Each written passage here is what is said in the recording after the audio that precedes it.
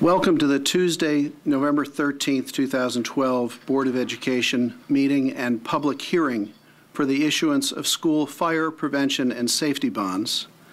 The board has been in session since 6:30 this evening to discuss approval of the October 23rd, 2012 closed session minutes, employment of employee, and contract negotiations. First on our item is, we have 6 board members present, 1 absent.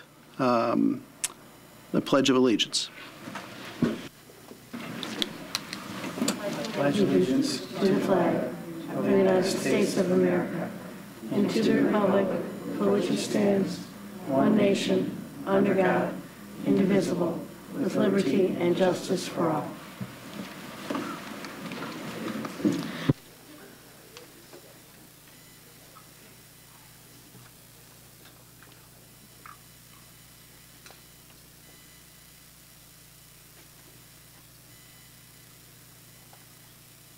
As you can see from our agenda on our screens, the next agenda item for the Board of Education is a public hearing to receive public comments on the proposal to sell $3 million of school fire prevention and safety bonds for the purpose of conforming the existing facilities of the district that house students to the building code promulgated by the State Board of Education of the State of Illinois, by altering and reconstructing said facilities and having equipment purchased and installed therein.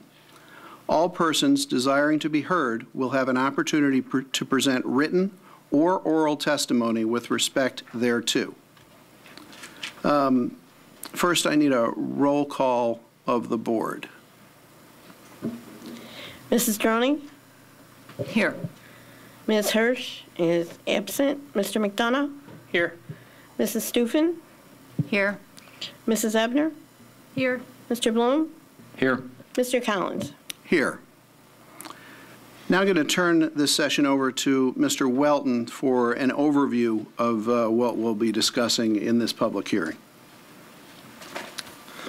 The reasons for the proposed issuance of the school fire prevention and safety bonds are, number 1, replacing the roof at the York Aquatic Center, the replacement of the Aquatic Center lighting, the repair of any leaks and rerouting of the pool itself, and number 2, replacement of bleachers in the Bryan Gymnasium, and number 3, replacement of bleachers in the original Churchville Gymnasium.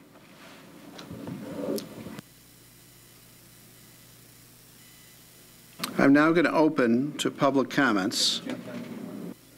Go ahead, Mr. Bloom. And Chris, can you correct me, but if it says amount, in the amount of, should that not be up to $3 million? I think we've decided that it could potentially be less depending upon further discussion. This will give the board the authority to issue up to $3 million. Okay. There was a pink sheet outside the door. I have 1 person signed up to make a public comment. I will remind anyone making a public comment this evening that the board allows 3 minutes to make a public comment. And it is our policy not to address what is said at public comment, but it is our policy to listen carefully. So the only name I have on the list at the moment is Gilbert Fisher. Mr. Fisher. I signed up to complain about my taxes on my house. I was not aware that I talk about taxes on my house now or later. Why don't we save you to the regular public comment section, and I'll just transfer this to the other public comment section on tonight's agenda. So, are there any other public comments regarding the fire prevention and safety bond hearing? Hearing none, we can then adjourn from this hearing and return to regular open session. So, the next item on our agenda is the best part of any school board meeting, and that is student and staff recognition. First on our agenda is the York High School boys cross-country team. Mr. Purnell? Yeah, it's my pleasure to introduce Joe Newton and Jim Hedman, if they would come up to the podium, along with the cross-country team, so we can honor them with the resolution.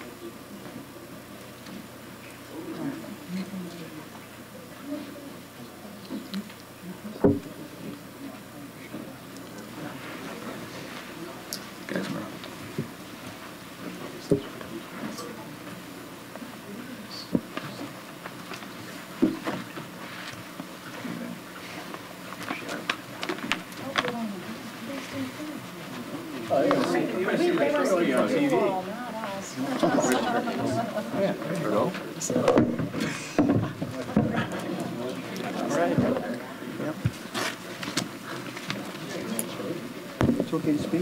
Yes.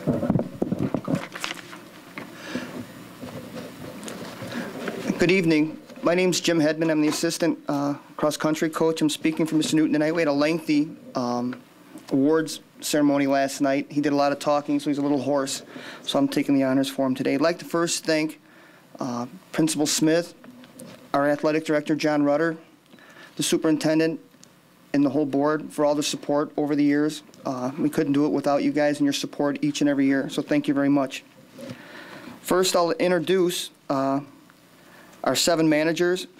We have 7 managers and 9 alternates go down with us this year, and we're fortunate. A lot of teams in the state don't have that many kids on their team, and our managers time for us each day. They help take roll call for Mr. Newton and do all the dirty work that nobody else ever sees. They just see the guys running and think that that's, you know, the whole work of everything. But the managers are awesome. And here's our 7 managers. Brian Baker, step forward. Stephen Cook. Sean John. Eric Castor. Teague Hagan. Ricky Mendoza, and Will Railing. I guess he's not here. Also, we have 2 assistant coaches with us tonight, besides me. That's John Mariner and Stan Ruddle. Each year we take down 9 alternates. They're underclassmen, and they're the future. And we want them to go down and see how everything's run, see the meet, so then they come back and they work their junior and senior year. They know what they're working for. And these guys went down on Friday and they had a time trial. And these are the alternates that went down. First is Zach Herrera, Connor York, John May, Julian Q.U.,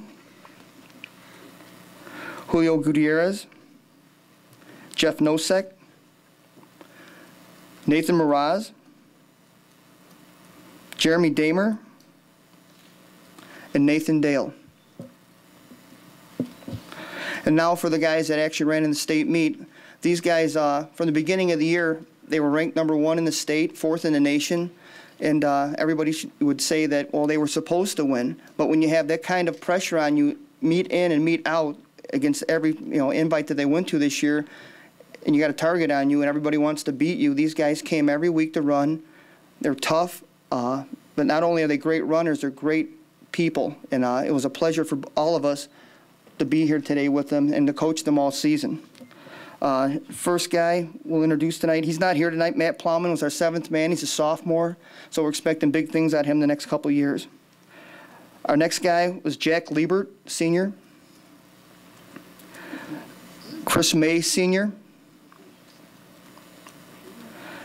Alex Beshkawi, junior. The next guy is one of our co-captains,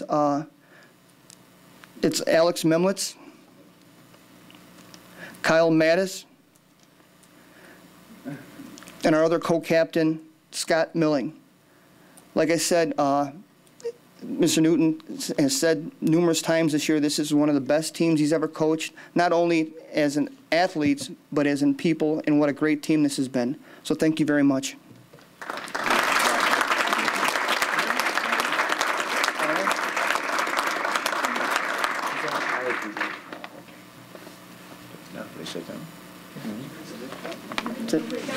Oh, Pictures?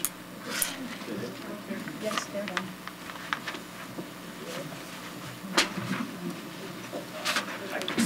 We've asked Mr. Bloom this evening to read the proclamation. All right, first on behalf of the board, I'd like to offer congratulations to the team for your accomplishments and to Coach Newton and his staff for such a great milestone, reaching such a great milestone. I'll offer one thought since you guys have been through this a number of times, and I think you've heard a number of accolades, but I'd like to say the true success of the program extends beyond just winning on the course, as this success wouldn't be possible without the tireless and selfless efforts of many in developing not just the physical and mental toughness of these exceptional student athletes, but also the intangibles, including strong character, sportsmanship, and team camaraderie. I'd like to extend a special thanks to the coaches, staff, teachers, and parents, and all that have played such an important part in this achievement. We are all very proud of you and your accomplishments, and congratulate you on your forever moment. I will read the proclamation here, and then we can pass them out. The proclamation reads, whereas on Saturday, November 3rd, 2012, in Peoria, Illinois, the members of the York Community High School boys cross-country team captured the state championship title in the Class 3A boys cross-country finals. And whereas this marks the team's 28th state championship title under the leadership of Coach Joe Newton, an Illinois record for a coach in any sport.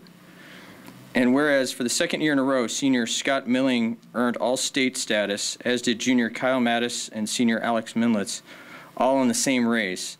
And whereas this accomplishment brings pride and prestige to York Community High School District 205, the families of these students, and the community. Now therefore be it resolved that the Board of Education and Administration of Elmhurst Community Unit School District 205 expresses deep appreciation and congratulations to Coach Newton, assistant coaches Jim Hedman, Jeff Kucera, John, I apologize for that, Marinari, can you help me here? Mariner, there we go.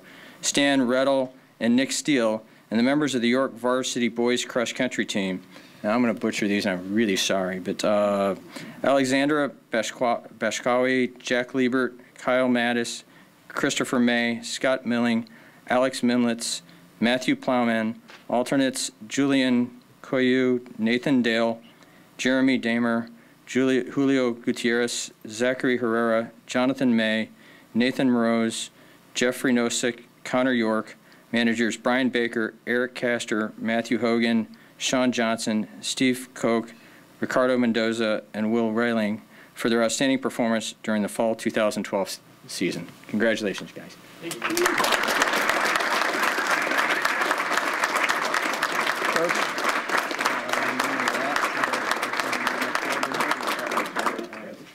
And let's see here.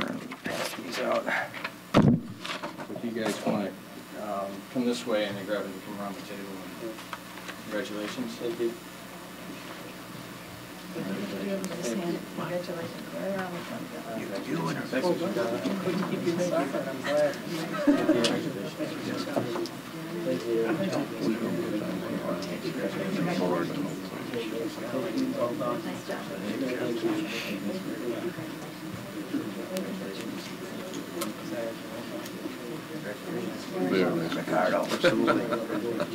We say that every year, but either my memory's getting worse or they're getting better.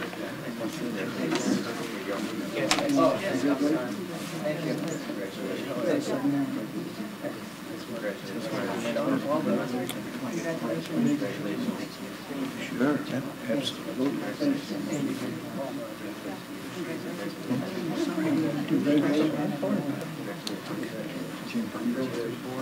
No, I don't think so.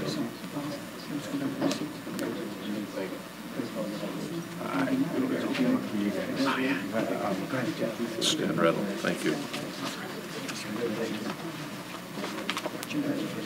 I don't think they want to shake our hands. All right, hang on. We shake hands. One second, really quick. I neglected to mention our mayor and soon-to-be county board member, Mr. Pete DeCiani, came out to honor Joe. Would you like to? Absolutely. I am just so proud of our men, our coach, who's brought home 28 state titles, and the hard work of these young men, their families who are all here too. We're going to be honoring this team, a legendary team, down in Springfield, December 5th. It's a Wednesday. We're going to be taking a bus. Our city attorney's writing a check for that, and we're going to go get them honored on the House floor and the Senate floor, and to really celebrate this forever moment. How sweet it is. God bless everybody. Thank you, Pete. Wow.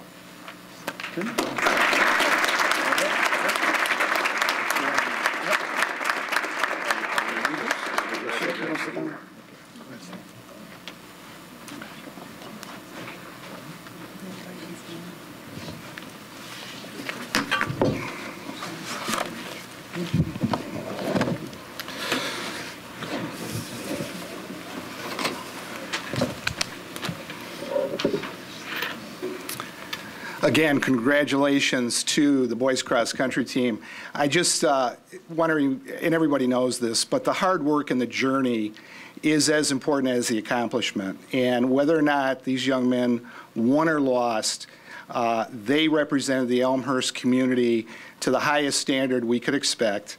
And we would be proud of them even if they came back and had not won the championship, just because of the way they handle themselves, the way they represent York High School and Elmhurst 205, and they represent all the good things of hard work and dedication that really allow somebody to accomplish something. So, gentlemen, congratulations. Keep those lessons with you your whole life, because I think you've learned something very valuable, that hard work you can accomplish just about anything you put your mind to. So, congratulations.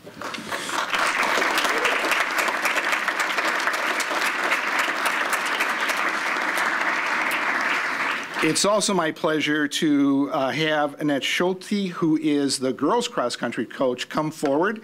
And we have the honor of honoring the state individual second place winner this evening. And I will let the coach do the honors.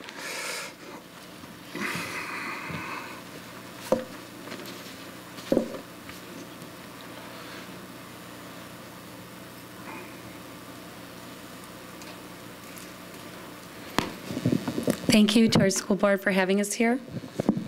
Thank you to our athletic director. We really appreciate you and everything you do to make these opportunities for us. This is Emma Fisher. I'd like to start out by telling you what her typical Friday is. This is her easy day before a big invitational.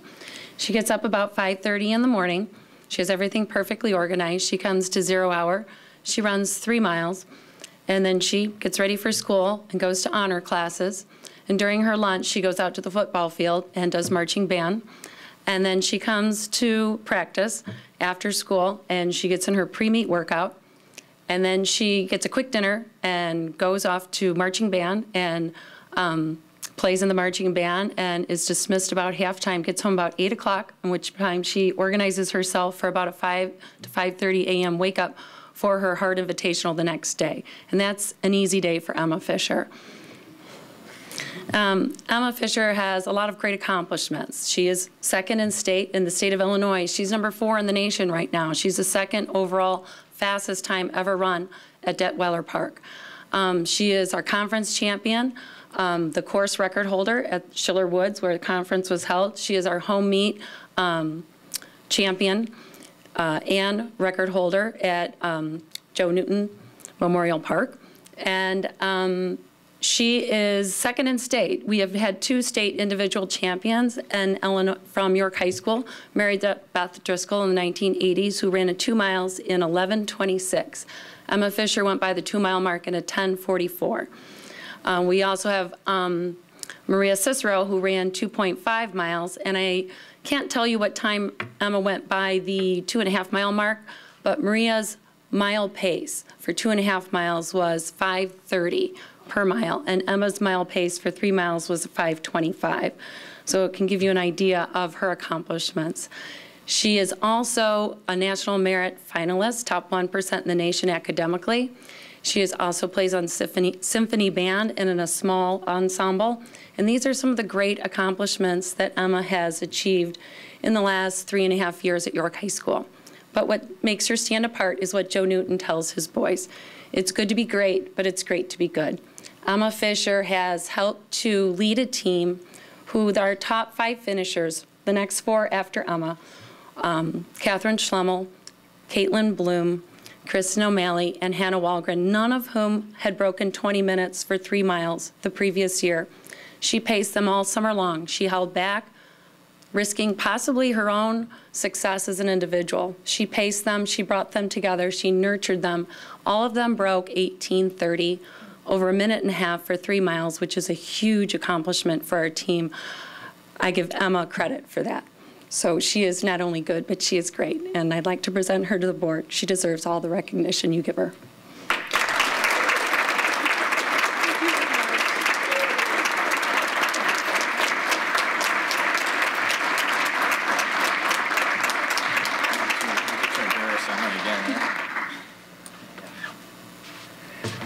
Wow, where to start?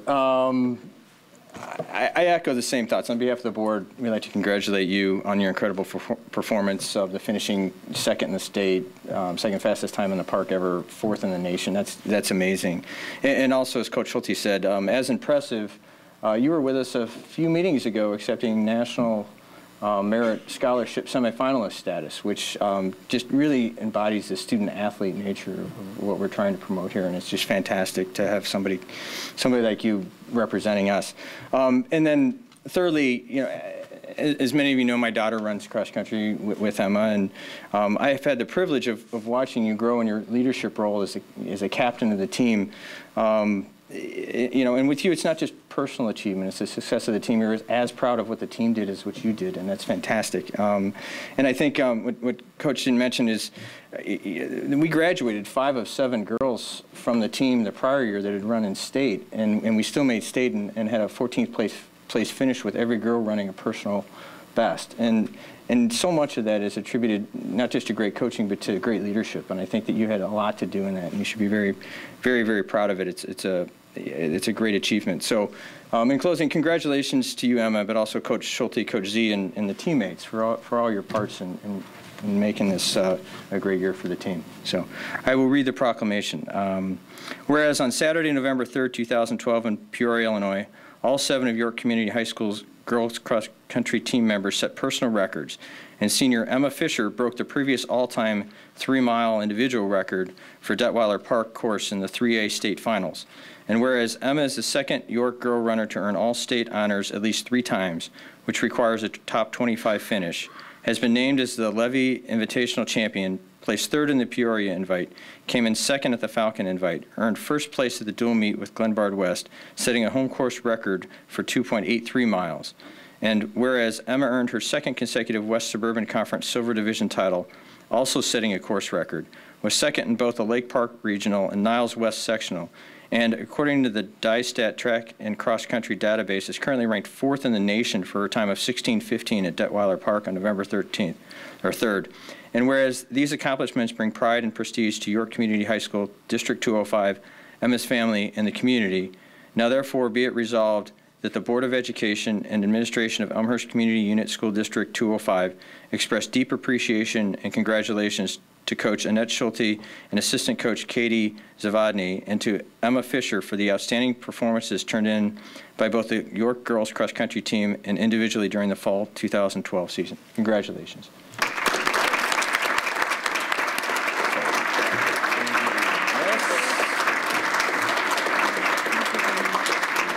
Thank you very much.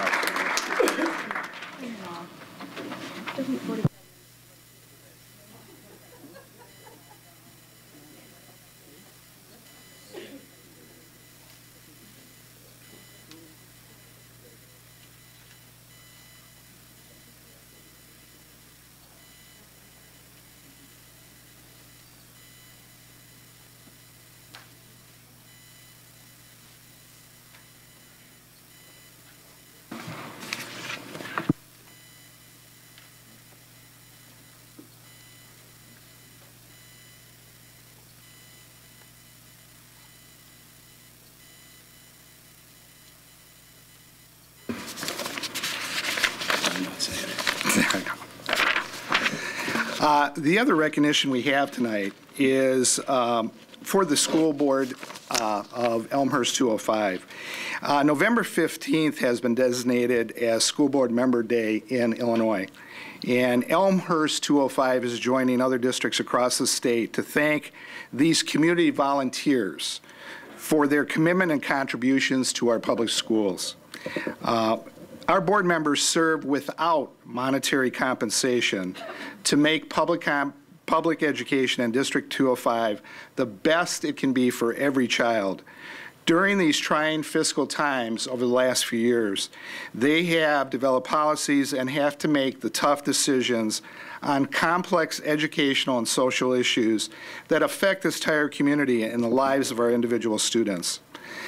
Just as an example, they bear the responsibility and the oversight for how we spend an annual budget of $106 million for 8,000 students from early childhood through grade 12, nearly 1,000 employees, and 15 buildings that sit on 25 acres.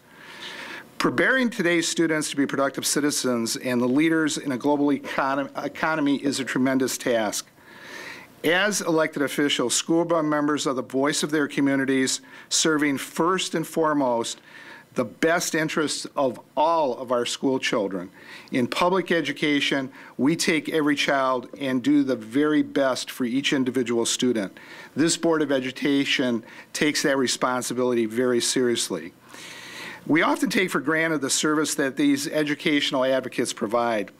Taking time out to say thank you is the least we can do, as they provide the vision and leadership for student achievement, academic programs, district funding, and school facilities.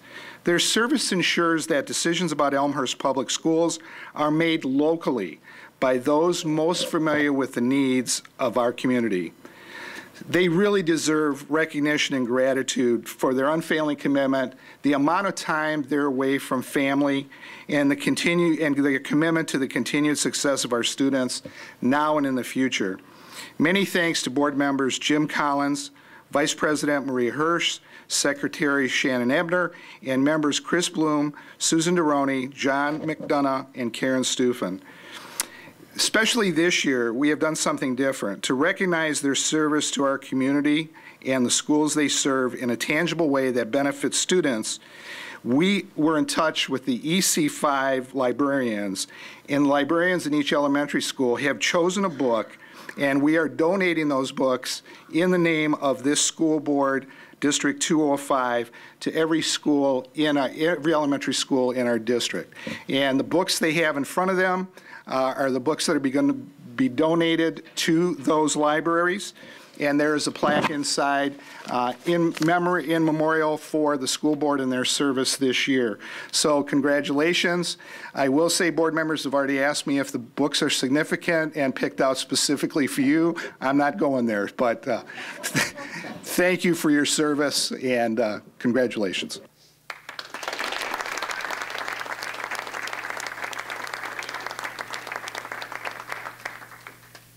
Thank you very much for those kind words, Mr. Purnell, although I do notice that my book says press here, and it has a button.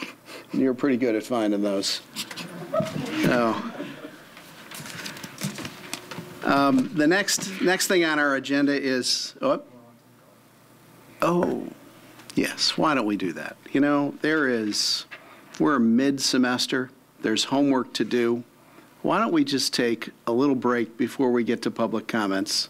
For any of our student athletes that have some homework to do, you know, we'd encourage you to, and let me be clear, you're welcome to stay. After public comments, we'll take another little break, but, and anyone is welcome to stay for this whole meeting as well. But anybody who needs to dash is welcome to do so right now if they so choose.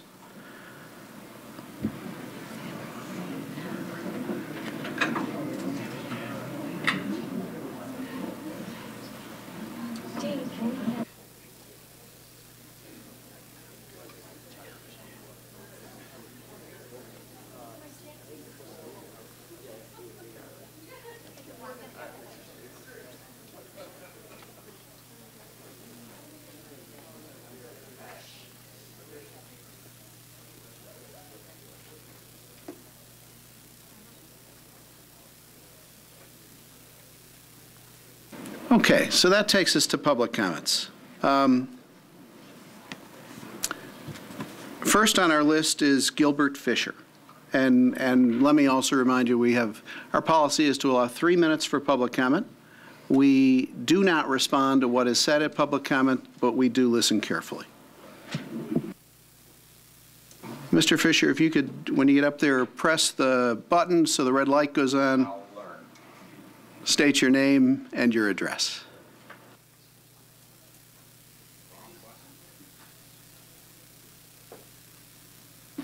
Thank you. Gilbert Fisher, 586 North Van Auken Street, Elmhurst, Illinois. This year is the first year my wife and I, did not have money to pay our taxes.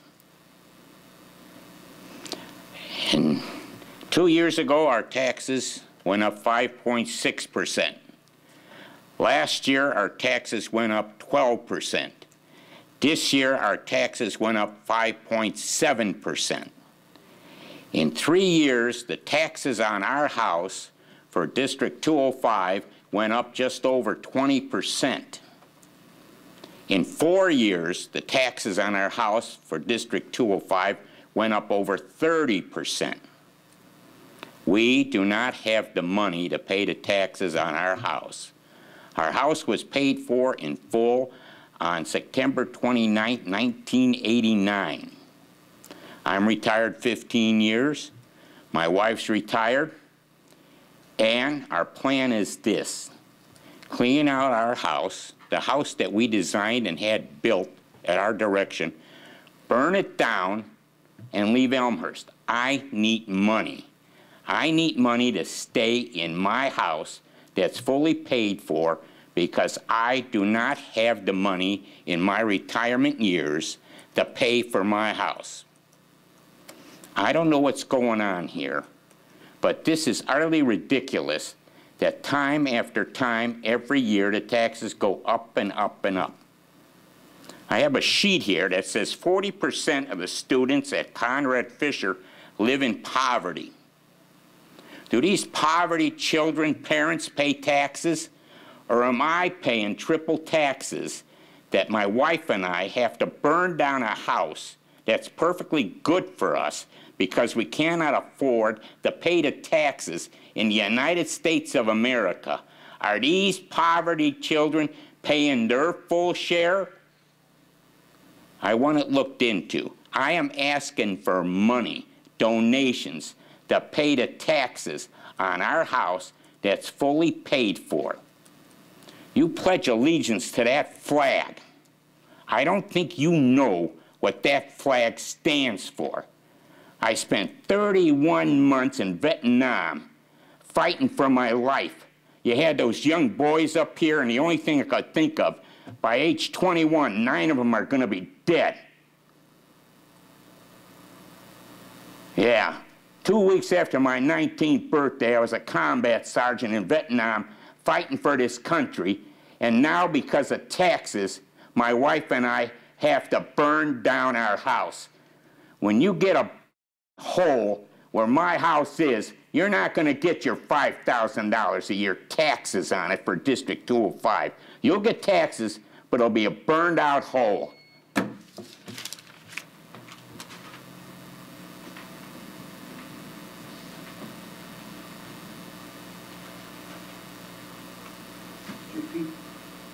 Mr. Pete DeCiani.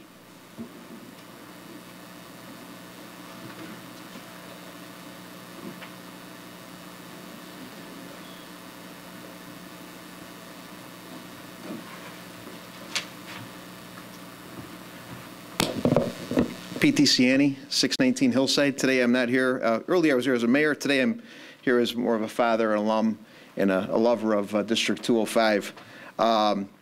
I'm concerned about some of the leadership changes that we've seen here at the district. We're celebrating some great guys up here that did some great things, and we've had great leaders that helped bring those victories home. And lately, in the last probably term of the current administration at York High School, when I think of guys like Charlie Kern, it was Joe Newton's right-hand guy, Bill Leck, our former football coach, who just was recently stepped down. Terry Clark, other boys football coach. Dave Davis, girls swim coach. Tom Kleinschmidt, boys basketball. Jason Renke, girls basketball.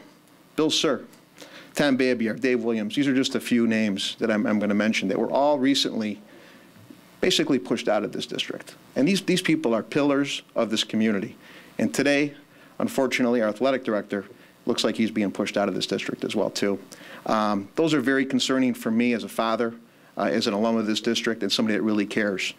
So I would really press upon the board that I think we really have to be watching these particular moves. It's important that we have good leadership and good coaches because I can be the best mayor in the world, but I can only be as good as the employees that we employ at City Hall. It's the policemen on the street, it's the firefighters, it's the guys that are fixing the streets that really make it happen, and the leaders that coach all those guys. So I think there's some people behind me, some coaches that feel the same way, and it's just very concerning, and I wanted to definitely bring this to light. Thank you.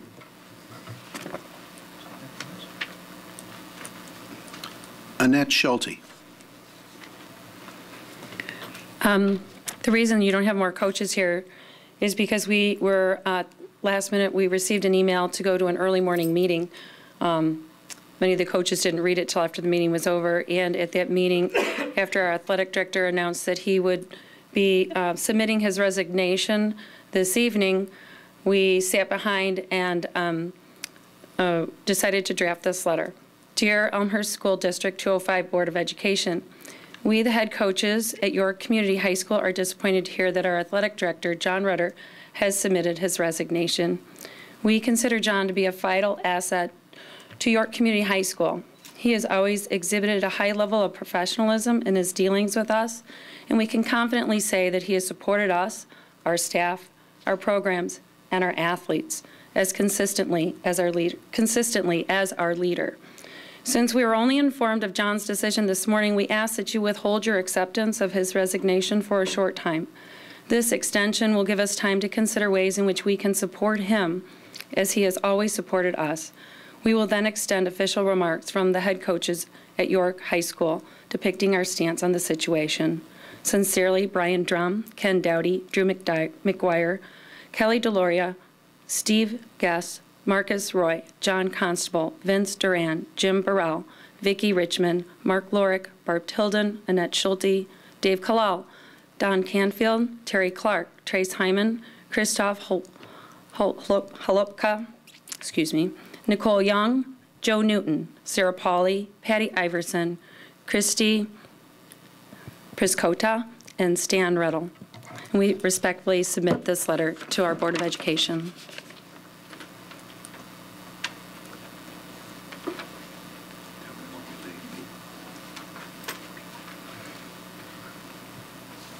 Stan Rettel.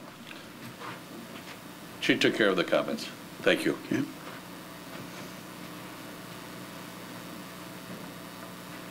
Next on our agenda is Superintendent's Communication. Mr. Purnell.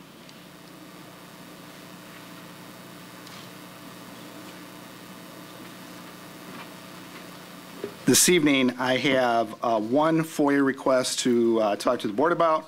That request was received regarding student names, addresses, phone numbers, age, grade, and parents' names, and that FOIA request was denied. The next item is a preliminary tax levy presentation. Mr. Welton will present a preliminary look at what our tax levy will look like in the coming year based on some recent information that we have received.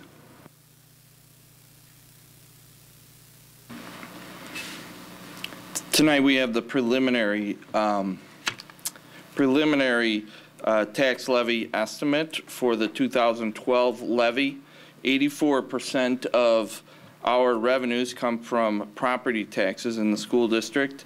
The estimated levy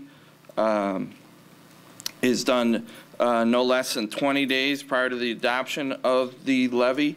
The certificate of tax levy will be filed in DuPage and Cook County before the last Tuesday in December.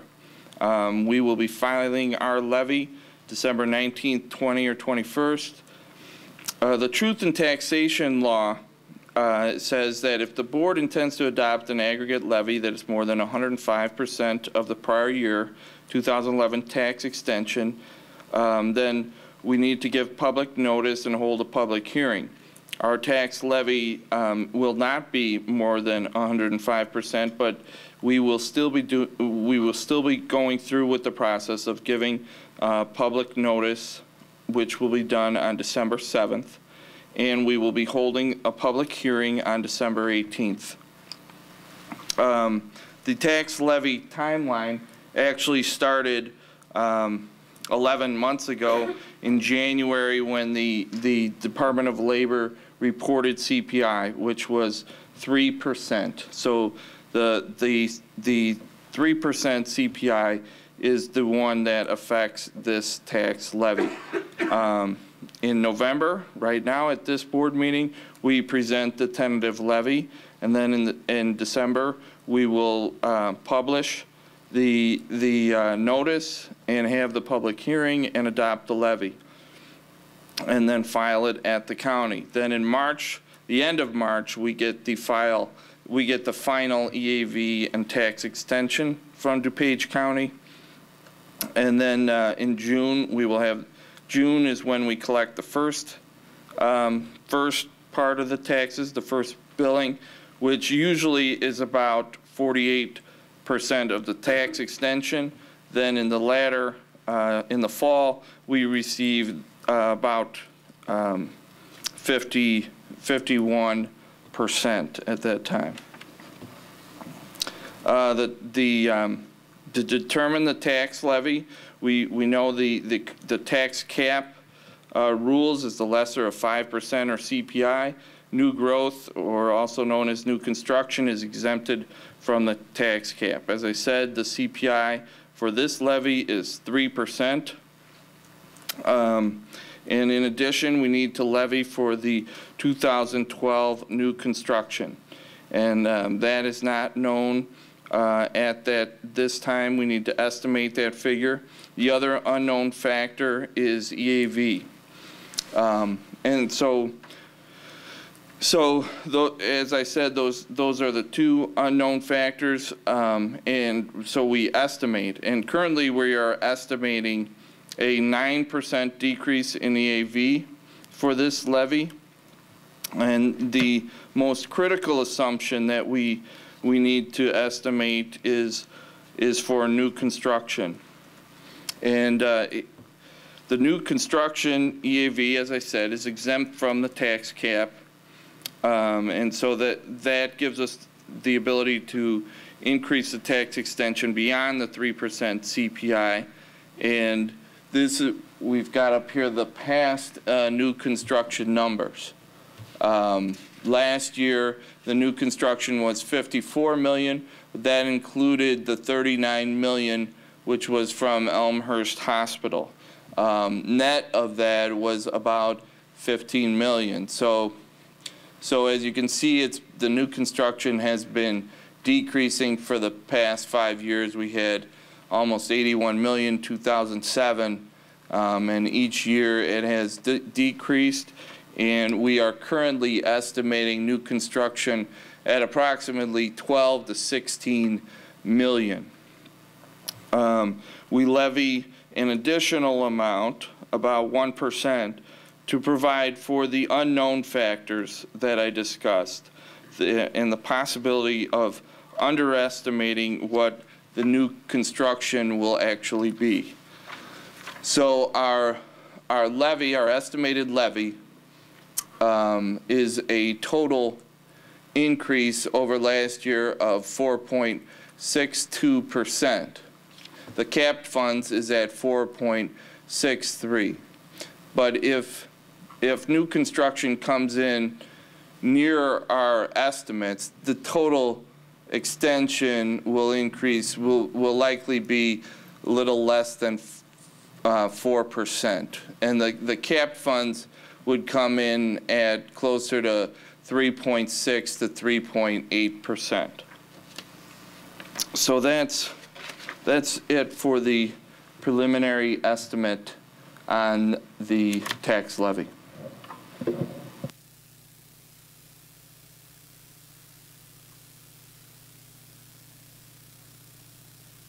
Any questions? Mr. McDonough.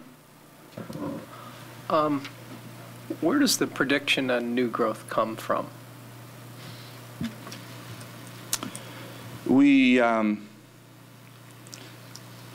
The prediction on new construction, it was a phone call between myself and the York Township assessor. And what is on the assessor's websites. And that's new growth reassessed properties in 2012. Is that right? Yes. Okay. And would that new growth, this is the 2012 tax levy, exclude new growth that was gathered up in the new TIF district?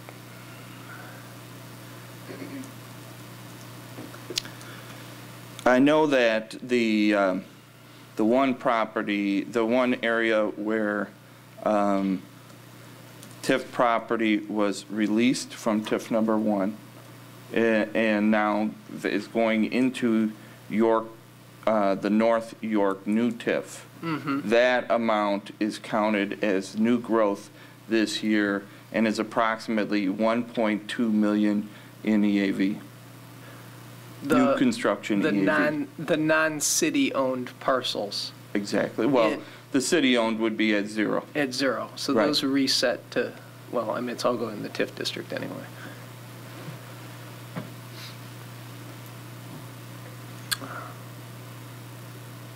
Okay, that's all I have. Anything else for Mr. Welton? Okay. Let's move on, Mr. Pernod. Yes, the next item we have, Dr. Jans will be taking this one. This is an overview of York High School course proposals for next year. Dr. Jans? York High School is making 31 course additions or modifications or renaming of existing courses for the 2013-14 school year. There are 15 new courses, 13 modifications of existing, and 3 changes in course names. Procedurally, the course proposals were made at the departmental level, submitted to Mr. Covino, Assistant Principal for Curriculum and Instruction at York High School, who vetted them and submitted them for review by the York Instructional Advisory Council. After that step, Mr. Covino oversaw the needed modifications and submitted them for review to the District Curriculum and Instruction Team, commonly known as the CNI team that I lead. And we reviewed these recommendations with Mr. Covino, and then the proposals were presented and reviewed by the Curriculum and Instruction Subcommittee last night. Many of the proposals and modifications are the result of changes or enhancements to our curriculum that are really the last step of a multi-step process, particularly in math and science, that should address changes that are needed as a result of other changes we made in past years in our curriculum. Some courses were also proposed to shore up areas of interest that students have told us they're very interested in. For example, we know that 25% of our students or graduates indicate that they want to go on to business, to study business in college. It would make sense, I think it would behoove us to make sure that we build up our business program to help those students. Finally, some courses were added to address areas of student needs, really at both ends of the spectrum. So we've enhanced the junior year math course, the enhanced level track, the top track. It's not called enhanced, but I'm doing a brain freeze at the moment. Enrich, thank you. I had an E. And then we're looking to add the literacy skills program. That would be a course targeted for sophomores, juniors, and seniors whose language arts skills are below what is necessary to be successful at York High School. For the most part, these courses are offered on an as-needed basis, so if students do not enroll in them and we do not get sufficient number, we don't run them, so they would have very small risk. We wouldn't do the summer workshops to develop the curriculum behind them or to revise the curriculum. There's only a few classes here that are in the special ed department that we'd be likely to run with low enrollment. All the rest are enrollment driven.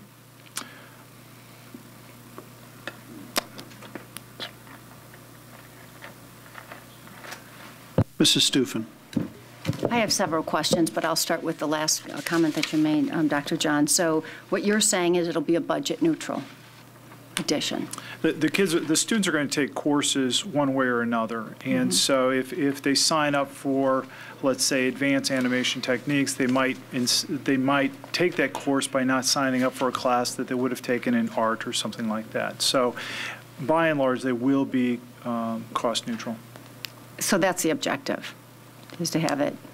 Well, I think we have multiple objectives. At this point, we're looking to strengthen our curricular program, particularly in PE. We're looking, and in some of the arts classes, we're looking to address areas of student need, student motivation, student interest, and accommodate those things so we make the high school both educationally enriching, but also an enjoyable experience for students.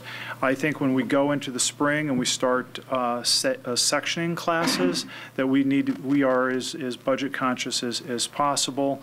Obviously, as we all know, that is where a major part of our expenditures lie, and so the sectioning process becomes a very careful, methodical undertaking. And that we map it to college and career readiness? Absolutely, and some of our other key performance indicators. That's part of the reason why the high school asked to add the change at the junior level for the enriched math class, is because they're moving in the AP Stats curriculum into that class so that we have more students taking or having the opportunity to take another AP course, which is one of our KPIs. And with the literacy skills, we know that we have some students who come out of the cohort program, just a few in fact, that are still kind of weak in their performance in language arts. And we also have a number of students who transfer into our district whose skills are significantly lower than other students. We need to remediate those kids' skill levels as fast as possible. So that would get us closer to college readiness for those children. Okay, so that leads to another question I have. So we're tracking enrollment trends for several purposes: managing costs, student need, college career readiness, and we're trying to balance that. Absolutely. All the departments built their goals off of the KPIs at the high school. So there's probably the tightest alignment we've had from the board level all the way down to the departmental level. And these decisions are made with those goals in mind. As you'll see in some of the rationale that the departments provided, you'll see the explicit language coming straight out of our KPIs. And I can guarantee the administration, when they're going through the sectioning process, know in their heads what the typical trends have been for certain classes. When you're making tough decisions about whether to let a low-volume class, a low-interest class last another year, to retain it or not, you're looking at past practice to see kind of the track record of courses had. Okay, so I know that this is my last piece, that it's new and modified courses. We don't see courses that are removed. Do we make the assumption that there's no courses that are removed? We're just adding to the selection, the catalog, course catalog, if you will?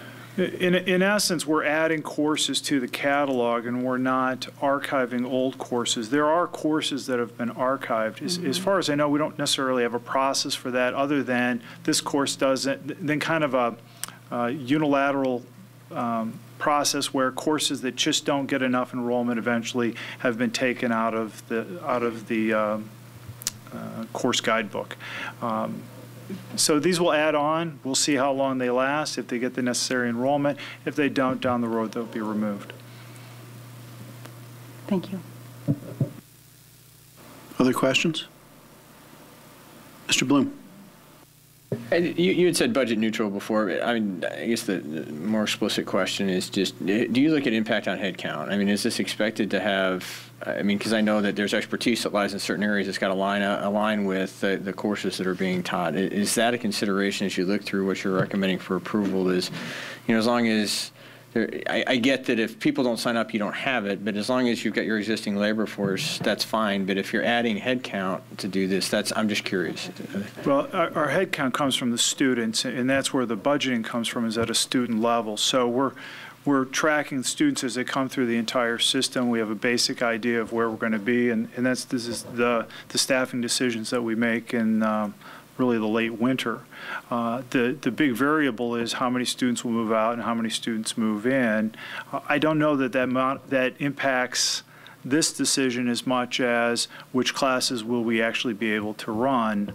If we have a surge of students or we have students who move away for some particular reason, that's where the sectioning process is where those decisions have to be made, and where those trends over time of transfer ins and transfer outs really have a lot of weight.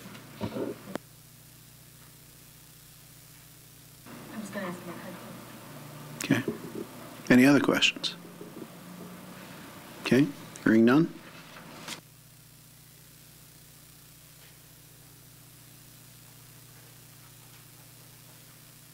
Next on our agenda is the approval of the October 23rd, 2012 Board of Education minutes. Are there any changes? Mr. McDonough. On page 10, I sent this ahead.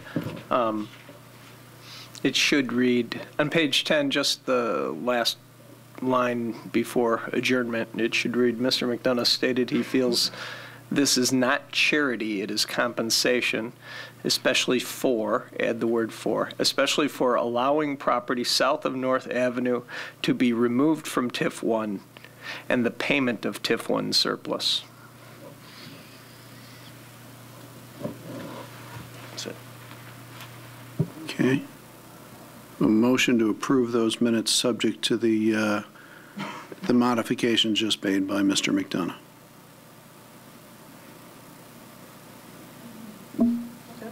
Thank you. I move that we approve the October 23rd, 2012 board meeting minutes. Moved by Mrs. Ebner, seconded by Mr. McDonough. All in favor? Say aye. Aye. Opposed? Motion passes. Board committee reports. We only have one board committee report on the agenda this evening, and that is the Board Improvement and Policy Committee. It's hard to believe that there was just one committee meeting, so it's just the timing between the meetings. Anyway, I'm going to first highlight the policy discussion topics from our board discussion on October 23rd with regard to policy 7:60 residents. The committee incorporated the board's consensus, and you'll see the first reading, or you see the first reading in this meeting. We reviewed policy 5185, family and medical leave.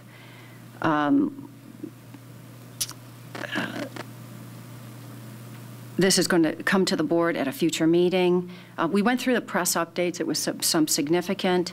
The volume was significant. The changes were insignificant. So I won't go through all the details. And we went through policy 220, which is board duties and the board of,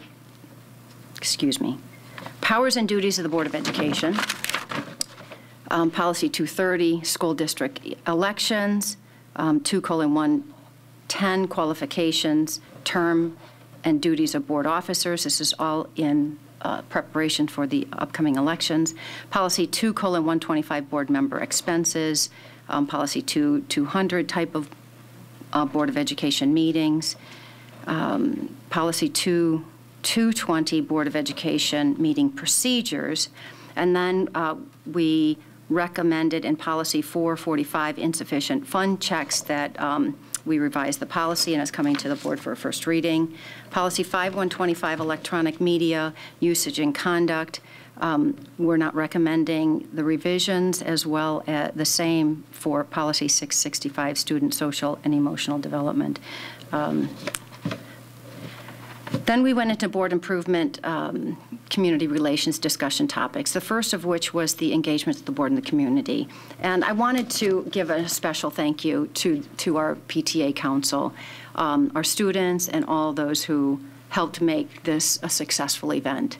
We received, positive feedback about the dialogue everyone loved seeing the students and what we really produce and what we do in the educational system, which was a first. So thank you to everyone participating in the PTA Council for organizing that on our behalf so that we can meet an objective of enhancing two-way communication with our community.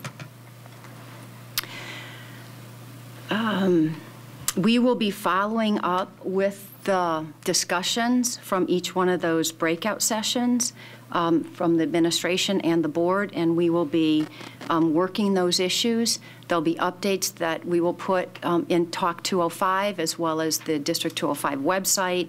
And for those items that require a plan, that we, it's a longer term fix that we'll be working on those as a full board. We may be doing some work at a committee level, to do some prep work and some research and investigation, but then, of course, keeping the full board abreast and discussing them at these board meetings. So just so that you have an idea of what the plan is for after this community forum. The second piece was legislative engagement, and I updated the committee on a meeting that I had with our LEND Executive Director, Peg Agnos, and John Moss, who is a legislative liaison in District 87, as well as the federal relations person on LEND. LEND and District 87 has been involved with legislation for since the early 80s.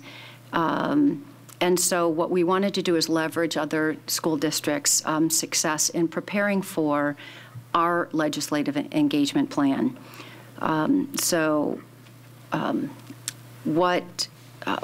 the next steps are is that we have a letter to go out to our newly elected legislators as of November 6th of 2012, and we will be following up with that congratulatory letter so that we can plan a meeting. It'll be 2 board members at the most, and our superintendent, Mr. Dave Pernot, will be meeting with legislators as we can get on their calendars and agendas. And the plan is to lay out and the information that the guidance that we got from LEND and John Peg Agnos and John Moss was really about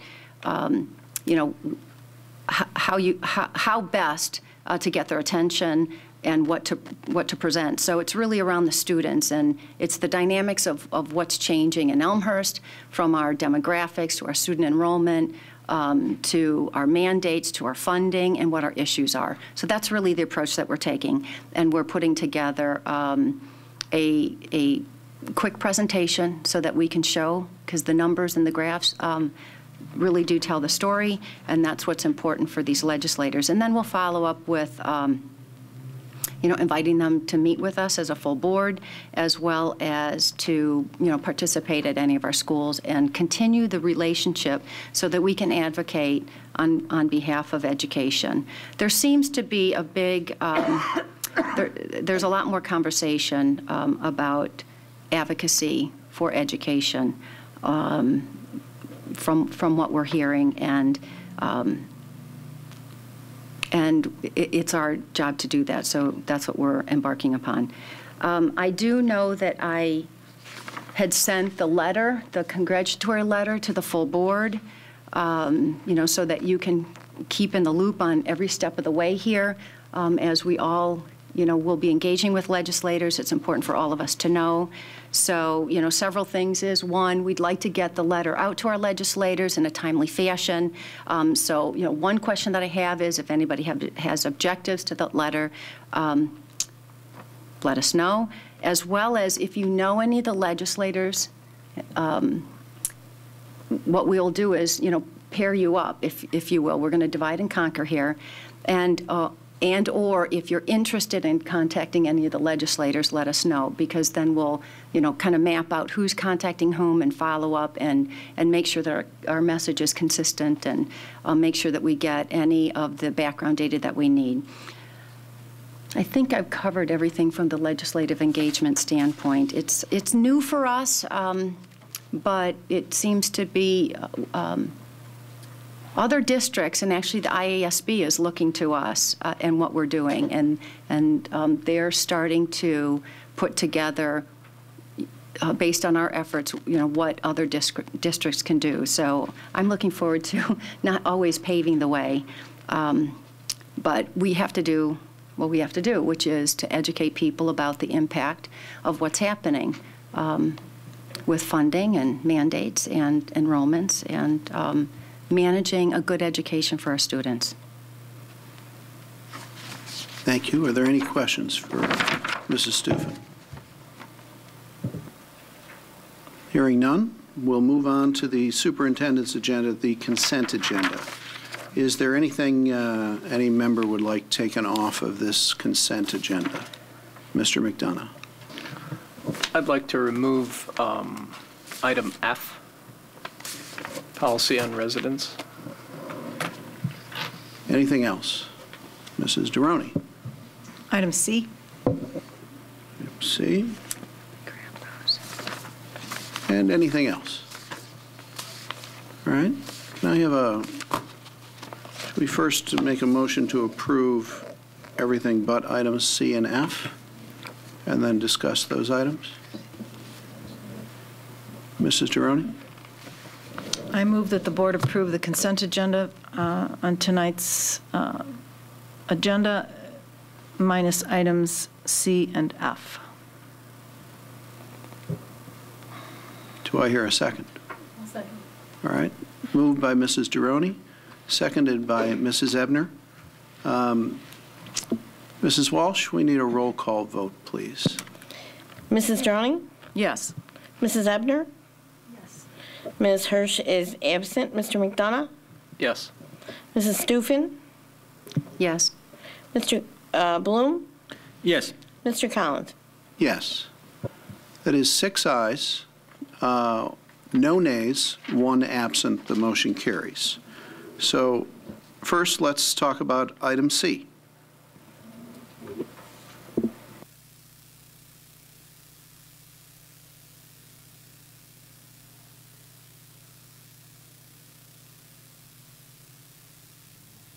I'm sorry. Thank you very much. Do I hear a motion to approve item C? Mr. McDonough. I move that the Board of Education accept as a first reading the revisions to policy 2:150 committees, which will become effective at the time of its adoption and subsequently be added to the policy manual of the Board of Education, Section 2, Board of Education. Second. Moved by Mr. McDonough, seconded by Mrs. Deroni. Any discussion, please? Not from you. No. Mrs. Deroni. I just have a question about it. The way it is rewritten under standing board committees, it says that board standing committees will be made up of 3 board members, and I'm just wondering how those will be assigned onto the board. Well, I know we're assigned to the board policy committee, but the parent-teacher advisory committee and the behavioral interventions committee. We don't currently have board members serving on those committees, and I'm just wondering how often they meet, who's going to be on them, how that's going to work. Mrs. Stufen. This is law, this is legal, this is the same exact policy that we've had for a number of years. We did not change that at all.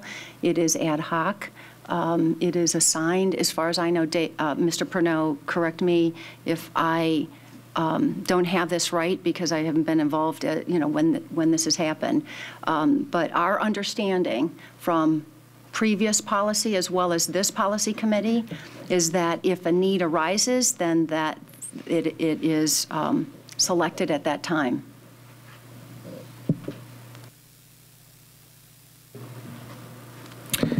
That is my understanding. However, I will say that we are in the process this year of revising the student discipline code, and so we will probably ask for board member to sit on that committee when we get to the point where we have a draft of a new student code of conduct with the parent-teacher advisory committee. But the way the policy reads, there'll be 3 board members on each of those committees. They're not ad hoc, they're standing board committees. They're under the standing board committee section. So I think if that's what our intention is, then we should change them to the 2 bottom ones to be ad hoc and make it clear which ones are going to have 3 board members and which ones aren't. I mean, anyone reading this would think that all 3 of those committees are going to have 3 board members on it. But if that's not our intention, then we should change that. Actually, help us out. This is exactly the same policy that has been around even in the last policy. So No, it's not, Mrs. Steuven, because the red, I understood the red were the changes that you made. And that's where you say that each of the board's standing committees will be made up of 3 board members, one of whom will be selected as chair. In other words, a board member is going to chair each of these 3 committees under there. I don't know that we want that. I think the administration I think we need to go back and we'll investigate this. I think Mrs. Deroni's right. I think this got lumped in with standing committees. And actually, I think these committees, as Karen said, are required by school code. However, how the committee is made up is not controlled by school code, and I think it got inadvertently put in there. So Mrs. Deroni's right. I think we need to go back. I don't think it says standing committees.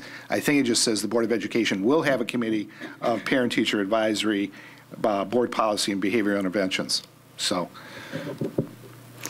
Go ahead, Mrs. Steuven. Yeah, actually, in the board code, it is standing committees, and it was policy, parent-teacher, behavioral interventions. So we'll have to go back. We'll have to go back to the standards as well as, I think we need to pull it apart now that we have a policy committee. When we created the new committees, I think that the policy committee, because it's a board improvement, but it's also the policy committee, we didn't separate those 2. I think that's what the oversight was. So shall we send this back to the policy committee for a little bit of rewording? Well, just a bit. From the standpoint of the parent-teacher advisory and behavioral interventions are called upon as needed, and the board policy will be incorporated in our current board improvement policy committee. So in order to send this back for a little bit better wording, we would vote no on the motion on the floor. So, Mrs. Steuven? First off, I want to make sure, is there anything else besides that? Not on this policy, but I want to clarify, you don't intend to have 3 board members on each of these 2 ad hoc committees and have it chaired by a board member, correct? I would not. However, that's a decision on the board's part, so. Yeah, we just need a little more clarification in our prose here. So, and any other comments regarding this? Okay, so, all in favor? Opposed? No? No. Oh. All right. So this motion does not pass. All right, all opposed, say no. There we go. The motion does not pass. We are sending this policy back to committee for a little further rewording. That brings us to item F, approval of revised policy 7:60. Mr. McDonough.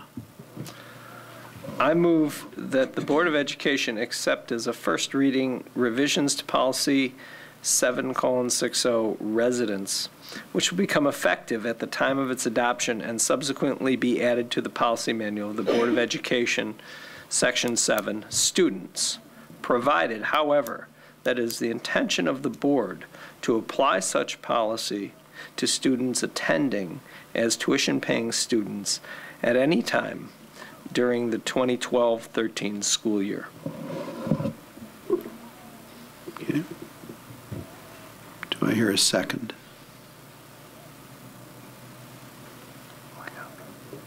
I second the motion. Okay, moved by Mr. McDonough, seconded by Mrs. Stufen. Any discussion?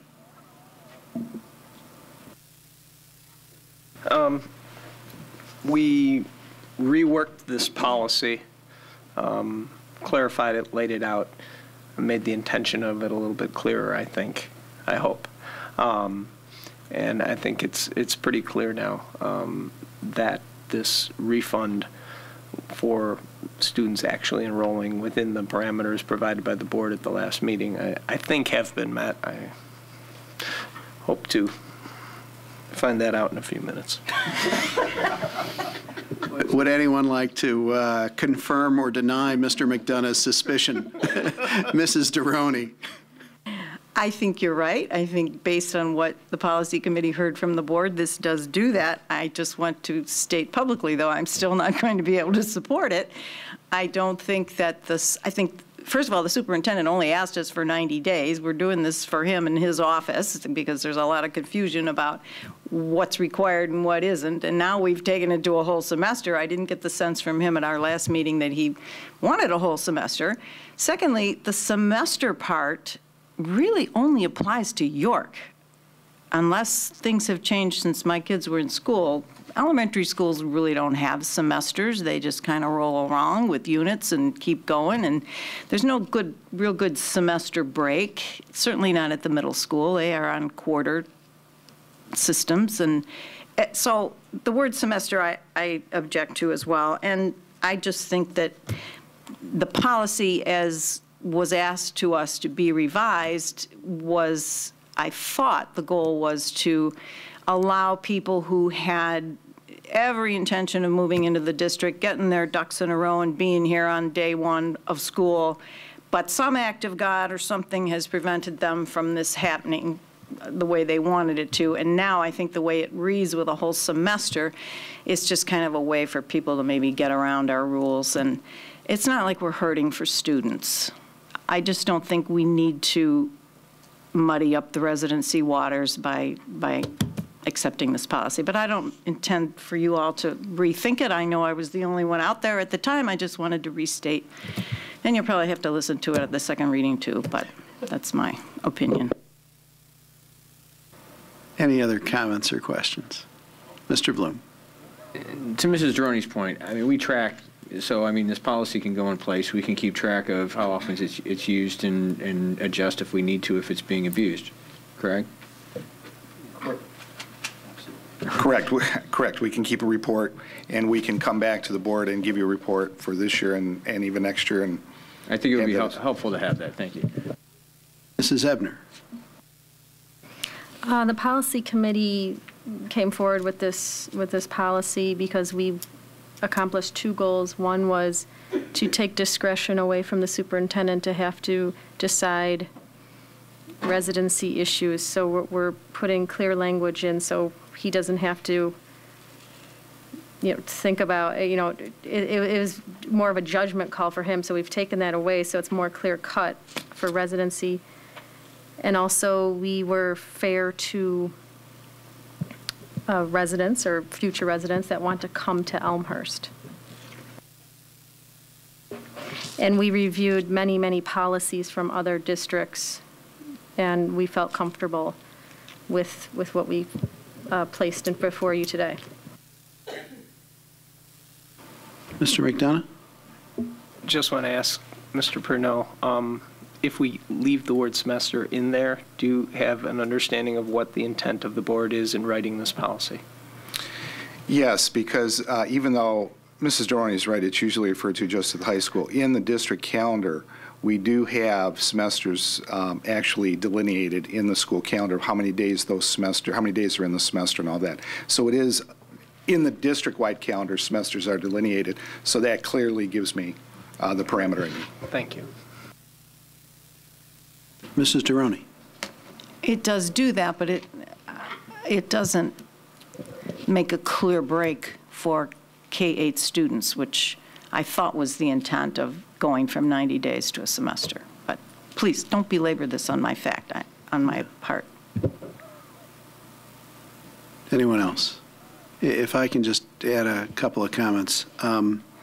in terms of the 90 days, and Mr. Pernod can correct me, but it was my perception that all things equal, Mr. Pernod would have preferred 90 school days, and that was not specified whether they were school or calendar days. And there's 180 days in our school year, and 90 is one half of it, or one semester.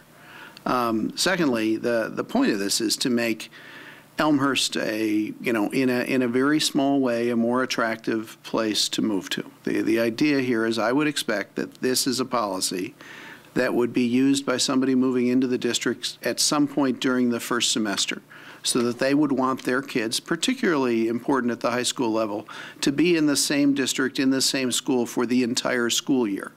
I would think that someone who's moving into the district the second semester of the school year would leave their kids in the district that they were in to complete that full school year in their prior district. So the intent here is really to focus on this first semester, so that a family building a house or buying a house or moving into Elmhurst for whatever reason could in fact have their kids in our schools for the entire calendar or for the entire school year, and not disrupt their children's education in the fairly traumatic episode of having them pull them out of one school district and move them to another school district mid-semester or mid-year, just as a point of clarification. So, Mrs. Duroni. Well, then this policy doesn't do that, because it allows them to come in at the second semester as well. Yes, it does. I just want to be clear that if you vote yes on this, you're muddying that water. Yeah, and I think I addressed that in my comments, that my expectations were that people would not pull their kids out of school in their prior district and move them here. But yes, this policy does allow them that option. They might live in a district whose policy, unlike ours, does not allow them to leave their kids in the district if they move out of district. Mr. Bloom. At the end of the day, we don't know. And so if we're going to track it, we're going to watch what happens, we're going to see whether expectations become reality, and we're going to adjust if we need to. So, I think at this point in time, we don't have to have a working hypothesis of what's going to happen to somebody. We're going to do this, and we're going to watch it. Right. In other words, let's see how it goes, see if this is an improvement or not, and adjust accordingly. So with that,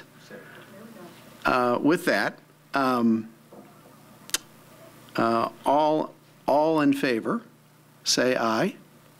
Aye. Opposed, say no. No. Motion passes. And then we can move on to the next item on the agenda, which is the superintendent's agenda action items. There is a resolution, and Mr. Smith, I don't know if you can get that resolution in section 12 up on the screens. I think it would be difficult to take this two-page resolution and summarize it in the form of a motion, but I do need a motion to approve the resolution that is the resolution regarding the estimated amounts to be levied in 2012. There is, Mr. Smith, there is a document attached there. There you go. We can get that up. Mrs. Duroni, if you can take a stab at that, that'd be greatly appreciated. I move that the board approve the resolution regarding the estimated amounts necessary to be levied for the year 2012 as reported in our board packet.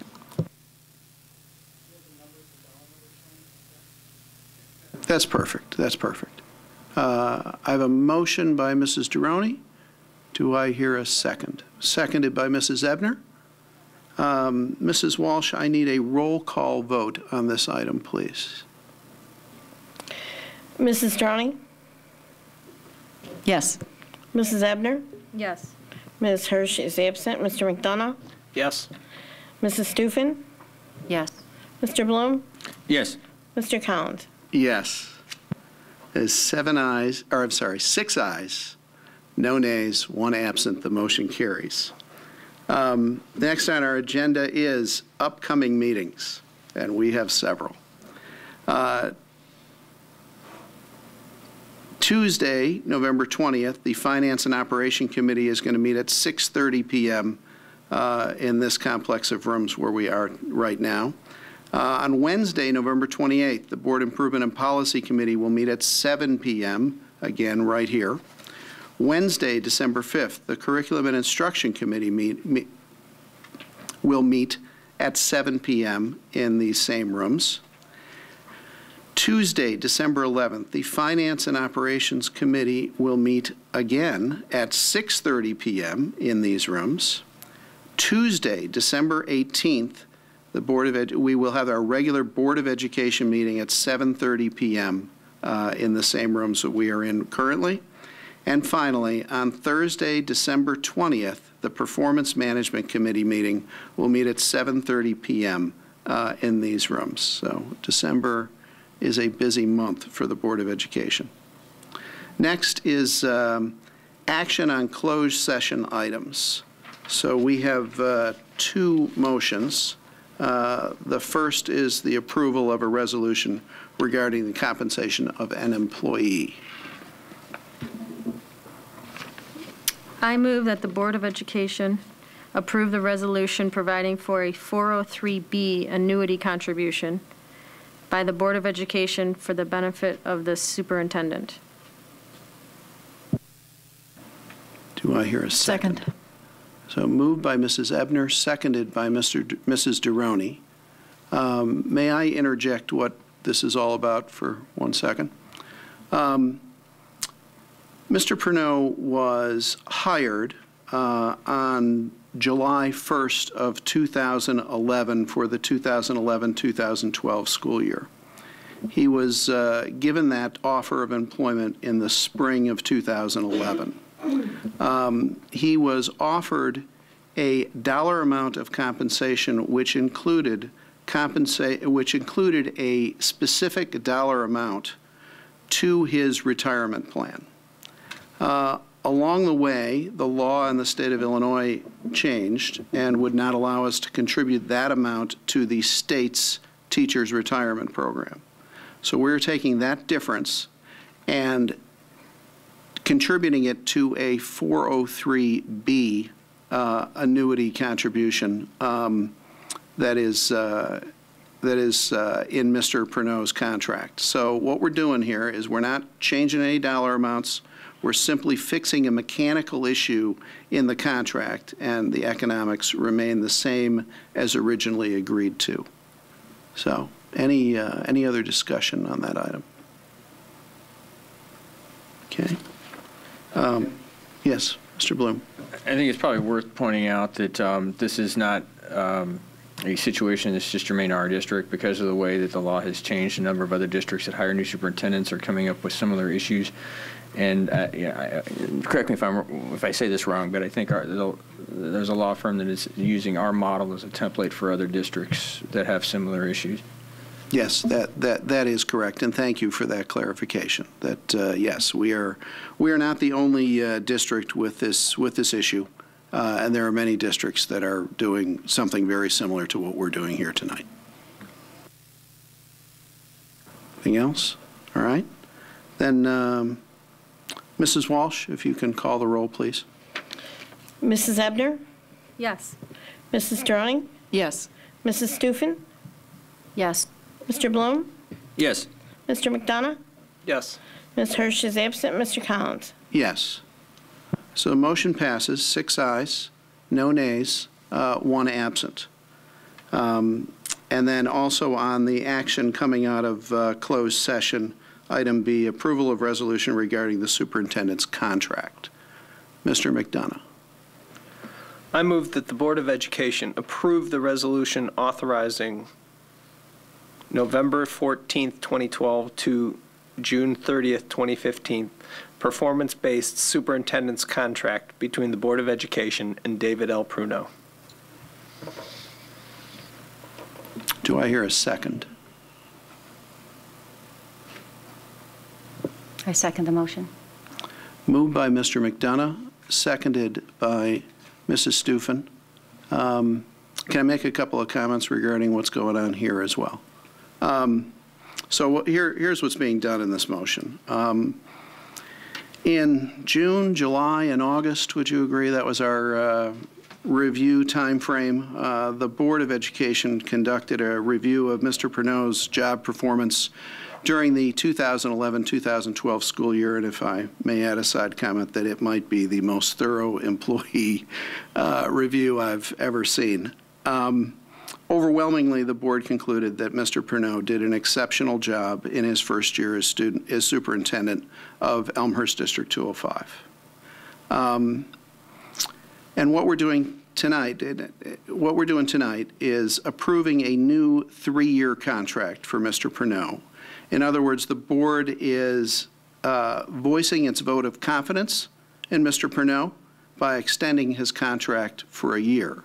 What we've chosen to do here, though, is instead of extending his existing contract, we took this as an opportunity, and this is what's taken us from July to November to do, to completely rewrite his contract in a more logical order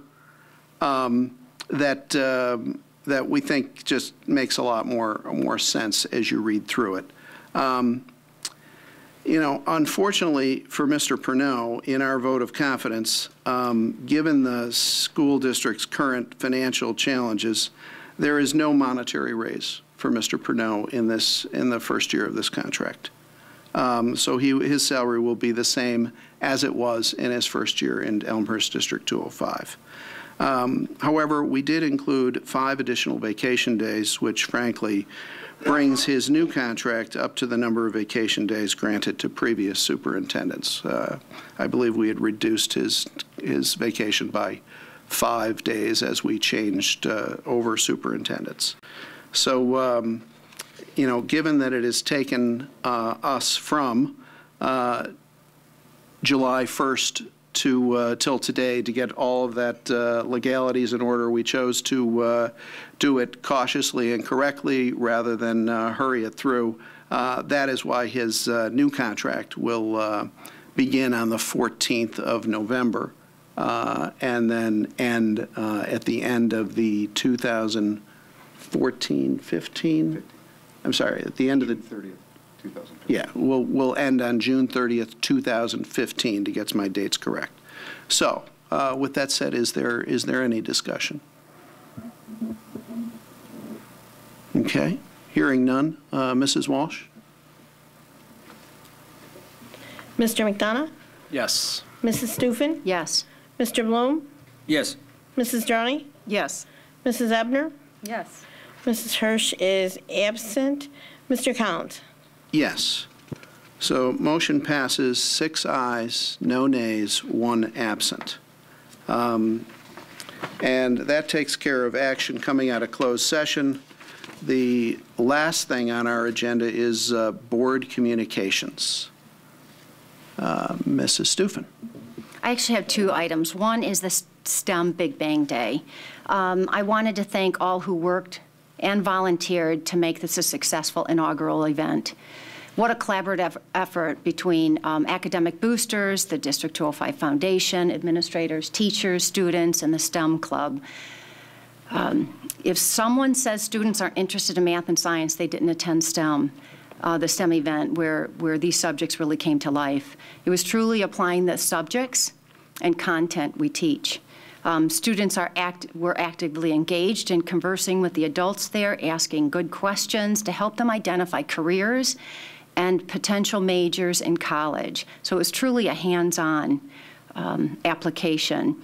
They were looking beyond high school. That's what I heard, the conversations with the students.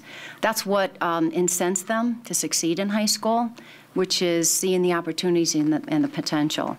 It helps them experience, it helped them to experience firsthand and hands-on math and science applied to technology and engineering.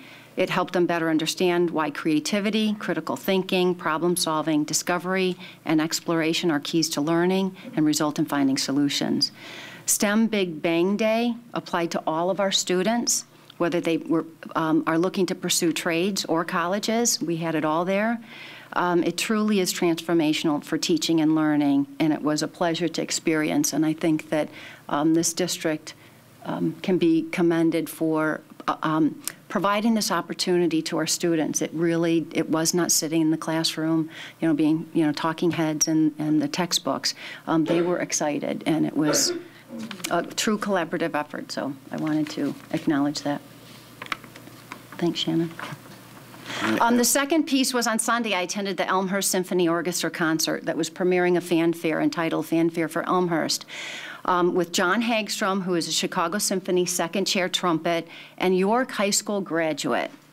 The members of the Elmhurst Symphony Orchestra brass section and our very own District 205 middle school and high school students. It was an honorable pleasure to witness the 15 brass players from our music program that performed in a full house audience. I briefly spoke with the students before and after the concert, and they were excited to have this experience and to expand their love of music and performance. Their commitment showed in their performance. Our York band director, Michael Pavlik, has been helping the students prepare for the concert and is enthusiastic about the new experiences the performance offers our students. I'll tell you, after speaking with John Hagstrom and others of the Elmhurst Symphony Orchestra, everyone is enthusiastic about developing future musicians, and they're very dedicated to volunteering and helping us in District 205, and I want to thank them. The Elmhurst Symphony Orchestra has provided school outreach programs to District 205 schools for over 30 years, and this is a testament to the Elmhurst community. It's investment in all areas of education, building a culture of working together to further passions for the greater good. I think it's important to thank all those who volunteer to help us with their time within the classroom and extending education beyond the classroom. So once again, it was a great Saturday and Sunday for me to see the vast educational opportunities that this community in Elmhurst provides. And it's a pleasure to see the students really taking it in. Okay. Anything else? I do have one thing. Mr. Bloom? I've got one thing. We was it Monday, met with the Park City Schools group, and I think probably the one material update is on stormwater. And we, despite reports to the contrary, there are no plans to dig 8-foot holes on our property. What was it? Number one, there's a commitment for communication between the executives. Second, they're at a stage where an engineer is come up with options, basically brainstorming. And my understanding is they're going through those options. When they get it down to a realistic set that they see that passes their filter, they're going to engage the Park District and us to sit down with those options and get our opinions on those as well. So, because of the nature of government, this is done in the open and sometimes can be reported in probably ways that make it sound like it's more imminent than it is. But we had gotten, we do have a commitment and reassurance from the city that there's going to be ongoing discussions with us, that they will bring multiple options to us, not the one that they've picked. And we will be collaborative in the process. We reiterated our willingness to be a good partner and our goals of protecting the safety of our kids and the usefulness of our property. And if we can come to solutions that maintain those that also solve the problem, we're more than happy to participate. So that was the update. Mrs. Ebner? I just have a question about that. Now, when you say they're going to bring plans to us, is it the city manager bringing plans to Dave? Or it's going to go to one of the committees, or it comes to the full board? How will we receive the information? One of the suggestions in committee was similar to TIF, that we potentially would convene a kind of an ad hoc group of representatives from the Park District, from the Board of Education, and from the city to work through that. I think that the initial, it depends on timing, but the initial offer was, if the timing lines up, that they may run it by the Park City Schools first, to come in here and say, here's what we got, how should we do that? At that point in time, we will come back to you guys and say, hey, look, there's some options on the table. Here's how we can consider this, or do we want to send 2 board members off onto a side committee? We haven't decided. Those are the discussions that we'll have. Right now, the vehicle for that communication is the Park City Schools meeting schedule, with the understanding that that's not going to be the body that actually gets into what what's decided or agreed to. That would be something that the boards would be involved in. Unless, I don't know, John, if I misstated anything, please correct me. Okay. John, go ahead. Go ahead. I just realized that a new draft of a proposed agreement with the city came out regarding the TIF 4. And I'm wondering if we could provide the public with a status of that to let them know where that stands. Sure. Our attorneys provided the city with some wording to, we're just looking for some certainty. The only issue that we still have to resolve is the issue of the $6 million, which, if funds are available, would be available to use in our two schools that are in the TIF 4 district, Conrad Fisher Elementary and Churchville Middle School. Our attorney and the board has sent the city some language that we feel comfortable with. The city is uncomfortable with one term in there, the use of the term unencumbered funds, and sent back to the school district some alternate wording, which we have yet to review and decide what our course is. I suspect we'll be meeting with the city after we discuss it internally and seeing if we can come up with some mutually agreeable language. But yet we are a step closer. We just have to define some terms to the mutual agreement of both governmental entities.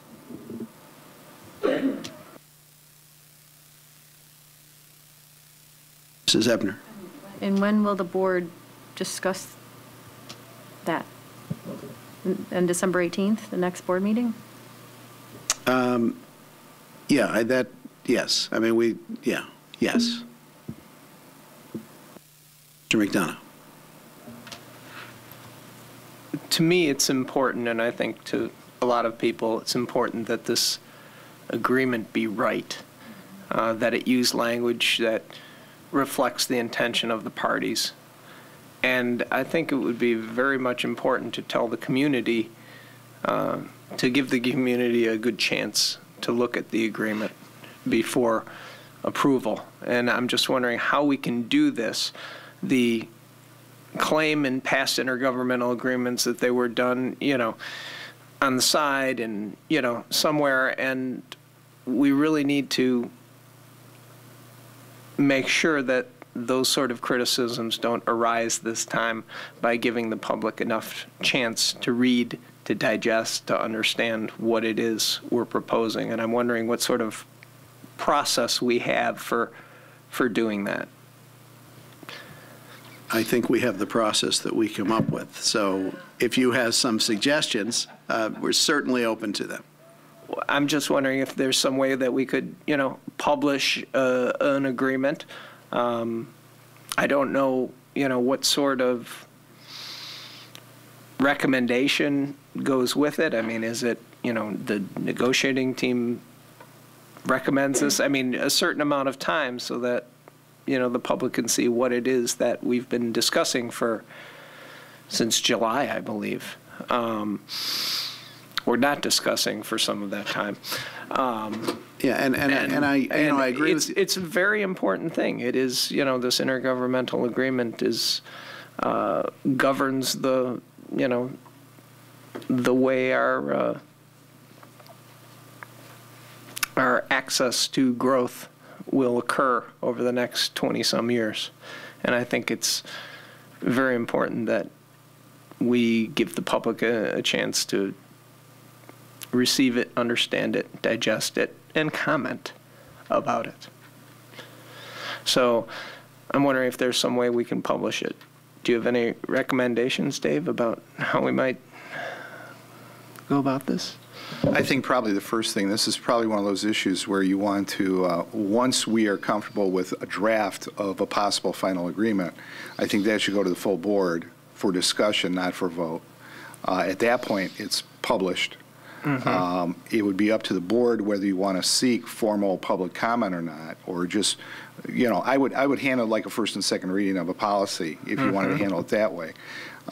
So I think the first step is to see if we're comfortable with the draft of an intergovernmental agreement. We still have one more step to go, but I think if we resolve that, then come back at the December meeting with a draft of that policy, have the board discuss it that night. Public can comment on it that night or at a future meeting, and then take action for formal adoption. If I can add to that, yes, after we have an agreement that's language that's mutually acceptable to both parties, and then let's make sure that as we're displaying it for public, it's not over the holidays or when people are not paying attention. Let's make sure that we do it at a time when people are engaged and paying attention. Anything else on that topic? Then if I can throw one in, I'm curious if the board would like to have in the next month or two a meeting. In June, we spent quite a bit of time developing goals for what we were, as a board, going to accomplish this year. Would we like to have a mid-year check-in meeting just to review those goals, where we stand on them, et cetera, and whatever else that the board would like to add to that agenda, we can do as well. But I just want to, so my first question is, would the board find a meeting of that type valuable?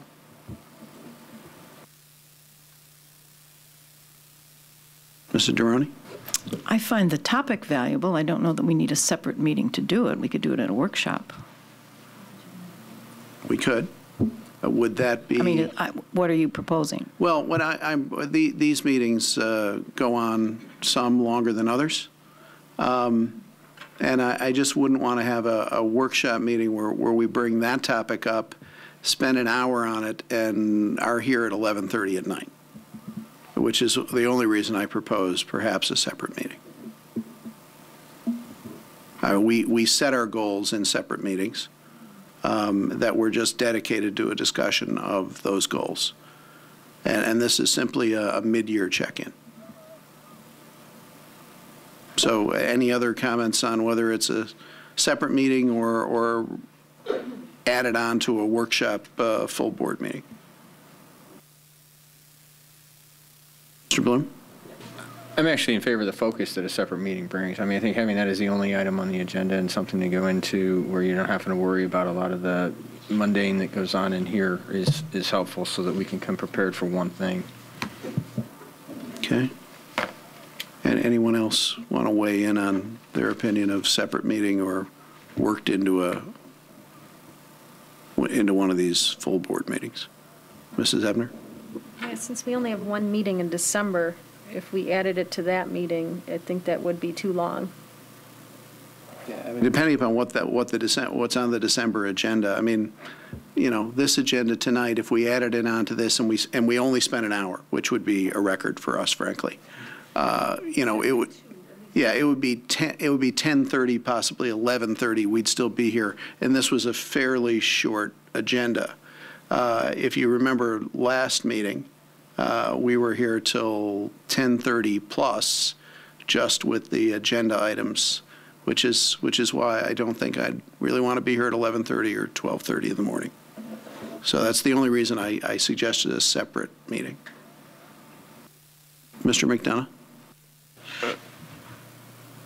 I just throw this out there as an idea brainstorming, is what if we used the Board Improvement Committee and met as a committee of the whole of the Board Improvement Committee and did it as part of that? It really does seem to be about board improvement.